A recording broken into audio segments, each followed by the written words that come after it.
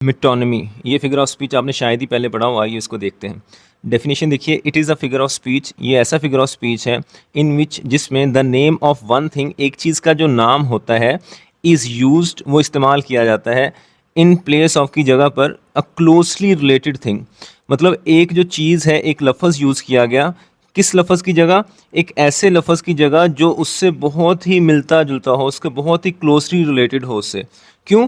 To make the expression, उस बात को, उस एक्सप्रेशन को बनाने के लिए, कैसा बनाने के लिए? शॉर्टर, मुख्तसर बनाने के लिए, एंड मोर इफ़ेक्टिव, और ज़्यादा मौसर बनाने के लिए। मतलब ये बात को कहने का एक तरीका होता है जिसमें हम एक लफ्ज़ की जगह उससे मिलता जुलता लफ्ज़ जो है क्या कर देते हैं, इस्तेमाल कर देते हैं। आइए एग्जाम्पल्स के ज़रिए समझने की कोशिश करते हैं। तो पहली एग्जाम्पल देखिए, the crown approved the law, कि जो क्राउन है उसने क्या कर दिया? कानून को पास कर दिया, अप्रूव कर दिया है। लेकिन अगर गौर से देखें तो क्राउन तो वैसे तो एक ताज को कहते हैं हम, लेकिन क्राउन का वर्ड यहाँ पर किंग या क्वीन के लिए यूज़ किया गया है। तो बजाय इसके वो कहता है King Charles the third approve the law, उसने उसकी बजाय क्या कह दी? The crown. तो क्राउन प्रेजेंट कर रहा है, ये क्लोजली रिलेटेड है किस चीज़ के?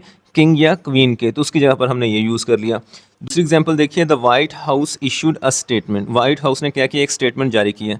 अगर आप गौर से देखें तो वाइट हाउस का जो वर्ड है ये क्लोजली रिलेटेड है यूएस एडमिनिस्ट्रेशन के साथ। मतलब यूएस का जो प्रेसिडेंट ऑफिस है, सदारती जो दफ्तर है, उसमें से जो भी स्टेटमेंट जारी होती है हम ये कहते हैं कि वाइट हाउस ने ये स्टेटमेंट जारी किया है। हालांकि वाइट हाउस तो एक बिल्डिंग है बेसिकली, लेकिन यहाँ पर वाइट हाउस से मुराद जो है वो अमेरिकन प्रेसिडेंशियल जो एडमिनिस्ट्रेशन है उसकी बात जो है वो की जा रही है। तो वाइट हाउस रिप्रेजेंट कर रहा है प्रेसिडेंट हाउस को या प्रेसिडेंट ऑफिस को, जहाँ से जो है वो अहकामात जो है वो यूएस के अंदर जारी होते हैं।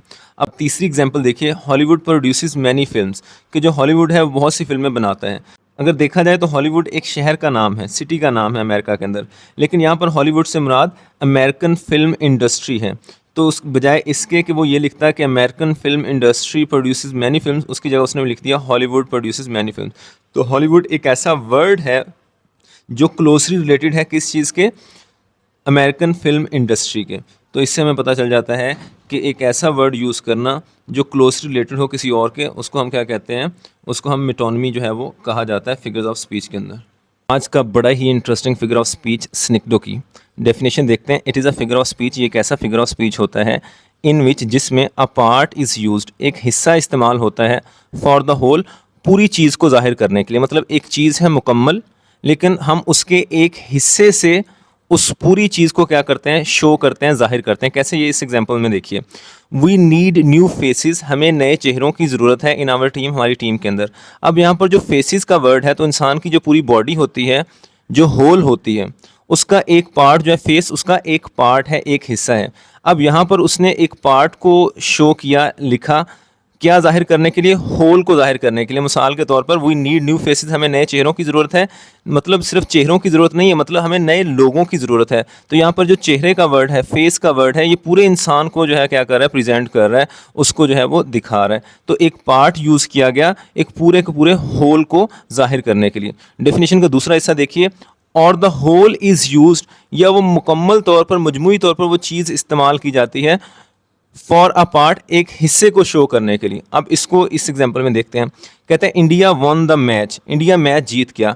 अब इंडिया देखें तो एक होल है, मतलब एक पूरे कंट्री का नाम है जिसमें 1 अरब 40 करोड़ लोग जो हैं वो रहते हैं। लेकिन यहाँ पर इंडिया 1 अरब 40 करोड़ लोग मैच नहीं जीते, बल्कि इंडियन टीम जीती थी। इंडियन टीम पार्ट है, लेकिन उस पार्ट को जाहिर करने के लिए उसने होल यूज़ किया। मतलब इंडियन क्रिकेट टीम की जगह उसने इंडिया का वर्ड यूज़ कर दिया।